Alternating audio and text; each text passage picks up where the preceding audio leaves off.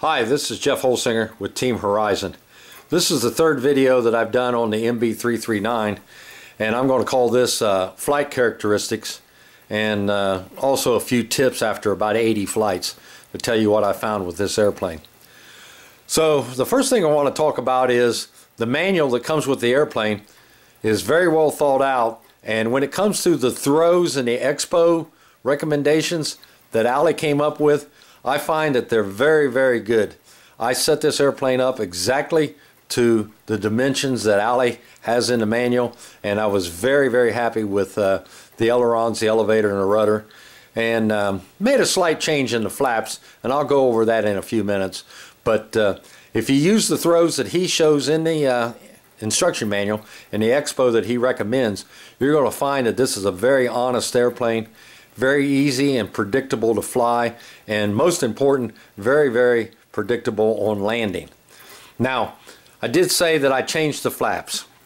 The manual talks about the flaps being at 2 3/4 of an inch, and that's a lot of flap, and I'm not at 2 3/4 any longer.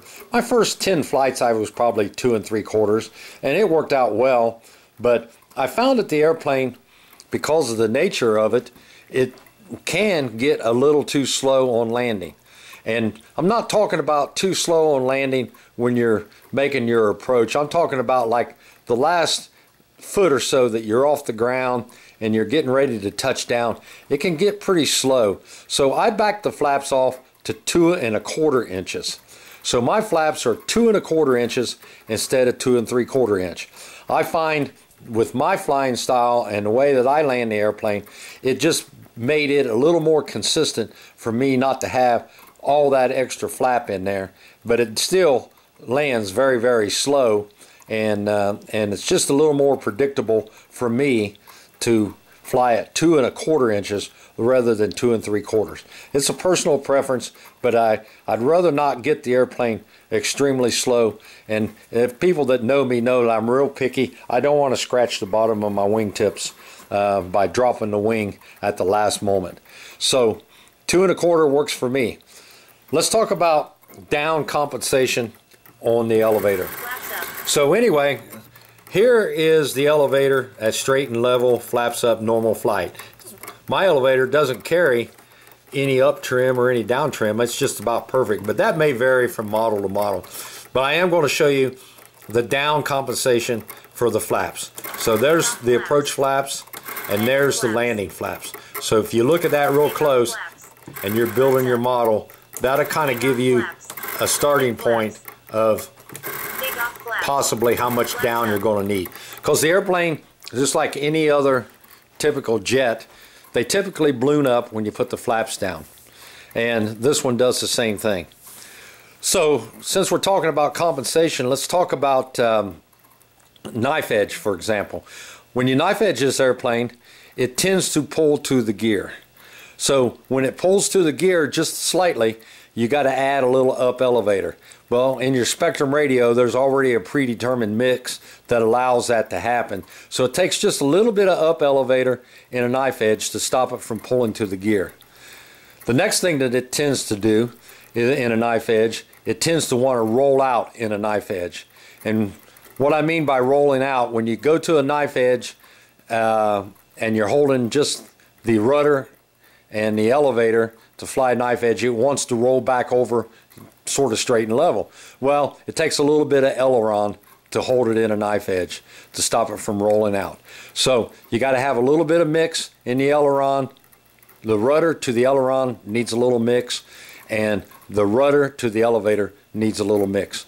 In the Spectrum radios, the mixes are already set up for you. All you got to do is add a value to those particular mixes. Okay, let's work our way to the front of the airplane, and I will show you here on the timer of the airplane. It's got 88 cycles and 480 minutes, so it's got 8 hours on the King Tech 86 engine that's in this airplane. I'd say 8 or 10 of those starts are probably failed starts, but the rest of them are actual flights.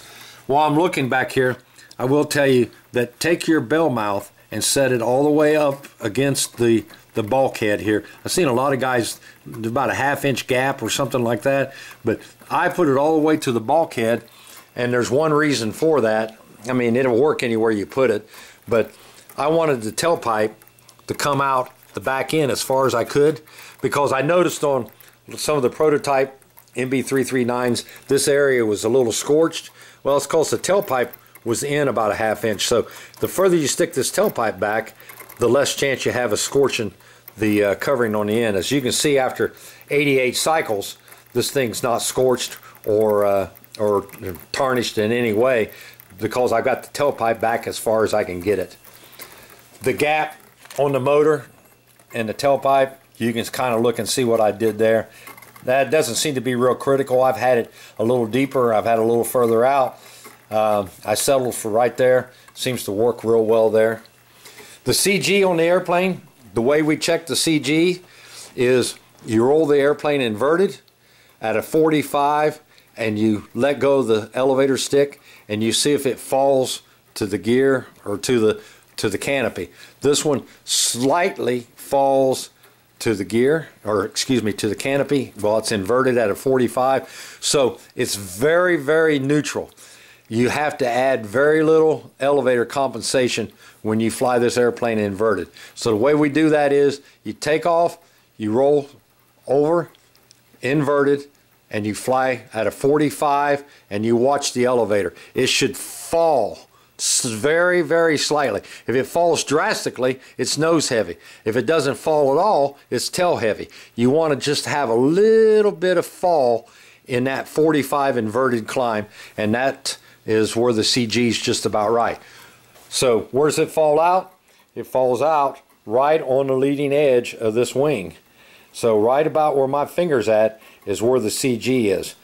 The CG on this airplane was done without any ballast.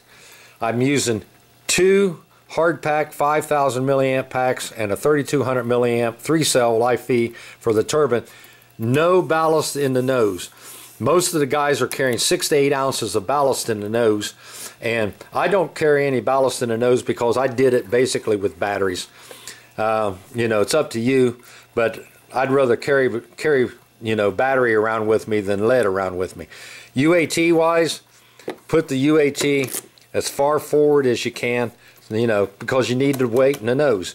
So the manual shows the UAT being back above the gas tank, but I put the UAT here because the UAT always stays full, so it helped with my CG. Just makes sense. Okay, the next thing I want to talk about is the guys are complaining about the wheels and brakes and landing gear.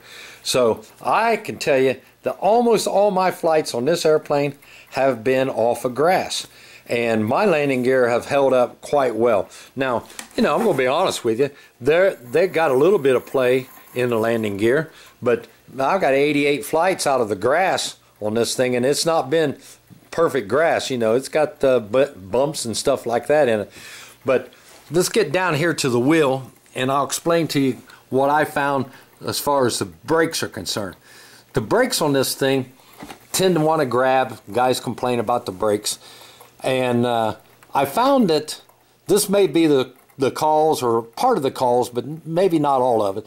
But the axle that goes through the brake hub, and there's 2 bearings in the wheel. The idea of the 2 bearings in the wheel is 5mm. I found that the axle was undersized. So what that did, that let the wheel cock like this. And when the wheel cocks like this, the disc brake that's inside that pulls against the magnet is not pulling up against the magnet squarely. It's because it's at a cock. So very simple fix. I found that JP Hobby makes 5mm axles. That's a 5mm axle in this bearing. I just use this wheel as an example. And as you can see, it's a very snug fit. Okay, so that bearing and axle is a snug fit. The ones on the MB339, I don't know what they used as far as axles is concerned, but it allows the wheel to be sloppy right out of the box. So Ollie's aware of this. He's working with the factory to try to make a change. But if you want to do it yourself, just get you some sort of 5mm pin. Now 5mm bolts won't work because their shoulders on those 5mm Allen bolts that guys want to cut the threads off and use for axles, they're slightly undersized also. So you got to have a 5mm pin. JP Hobby makes all sorts of axles.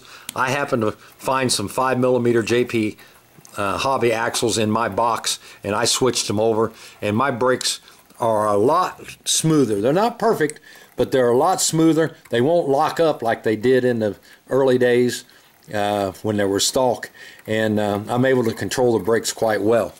Which brings me back to the next thing I'd like to talk about.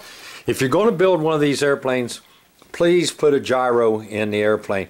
Go the extra little bit and get yourself a gyro system and put it in the airplane. I use the AS3000 in this, and I know that a lot of you are going to say you can't get AS3000s, but there's other aftermarket gyros that are a good possibility that you can use in this, but I'm using the AS3000, and it works quite well.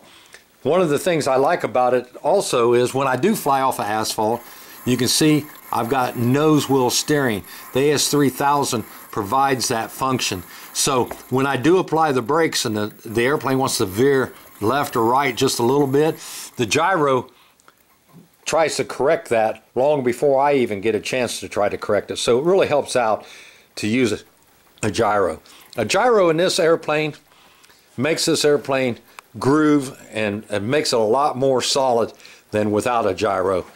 I mean, does it need a gyro? No, but every airplane flies better with a gyro. I mean, that's kind of what I'm going to say about it. When you're flying with no wind, it's real crisp. It's not like adding a bunch of expo. It just makes the airplane smoother without making it feel dead. Expo makes the airplane dead around center, and a gyro doesn't make the airplane dead, it just makes it smoother. So please do yourself a favor. You've come this far, you've got all this invested in this airplane. Take the last step and put a gyro system in this airplane, and you'll be glad you did. The gyro system makes all the difference in the world when it comes to flying jets. Now this airplane has the Sky ID module in it, and with the Sky ID module, those that are not familiar with it, that's the new ID thing that the government is trying to get us all to use if we're not flying at free fields. But I'm using the Sky ID for a couple other different reasons. The first reason is I'm always curious about how fast the airplane will fly. So it's got GPS, and it GPS is back to the transmitter. And by GPS and back to the transmitter, you're able to see what the speed is. This airplane is an honest 165-mile-an-hour airplane with a K-86 in it.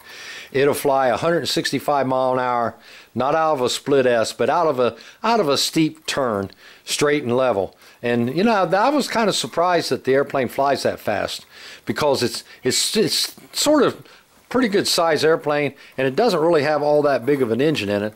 But we've shot it with a radar gun and compared it to the GPS many times, and it's a 160, 165 mile an hour airplane out of a steep turn. So that'll kind of give you an idea of what the speed is on this particular airplane. Let's see if there's anything else I might have forgot here to tell you about. Can't really think of anything other than don't, when you mount switches and stuff in your airplane, don't do what I did. The fuel worked out real well on this particular side here. I drilled a hole here. Well, I happened to be right straight in line with the carbon fiber rod in there, so I had to put a plug in it and move the switch down lower. So that's just something to kind of think about when you're building the airplane. Just take your time and figure out where you need to mount stuff and things like that. But I think you'll find that this airplane is a great everyday jet. I fly it more than anything else that I currently have. It does most incredible square loops you've ever seen in your life. You can do consecutive loops. I can do three consecutive loops and never worry about it snapping out during the loops. And you can do them really tight. The gyro helps with a lot of that, but the airplane doesn't have a tendency to snap. So square loops and really tight loops and consecutive loops, and half reverse Cuban 8s, and at the bottom of the Cuban 8 I've never had the airplane try to snap. When you come in and land, it's really very easy to land. On your final approach, your procedural turn, I usually get off the throttle, you know, come gliding in.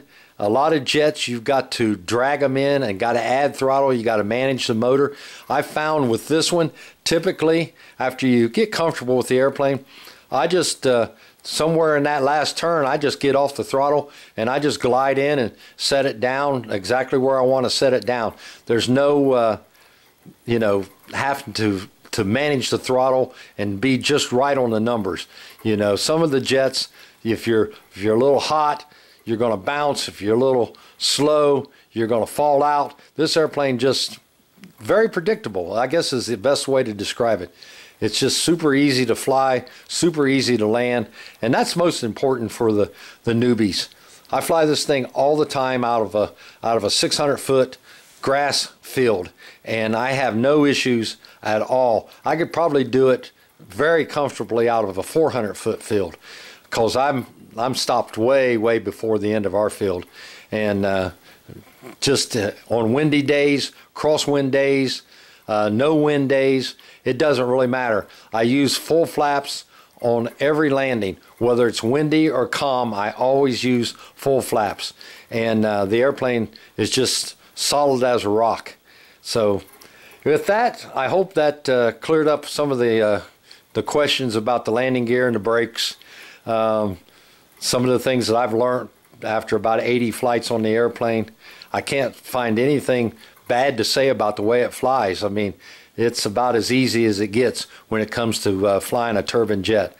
I think everybody that purchases one of these is going to be extremely pleased at how fast the airplane is, how slow the airplane is, and most important thing, how easy and predictable it is to land this particular jet. I've not flown anything quite as easy and as predictable as this thing is as far as landing of an airplane. So with that, give me a call or email me or PM me or whatever if you have any specific questions, and I'll try to answer them for you. Thanks a lot.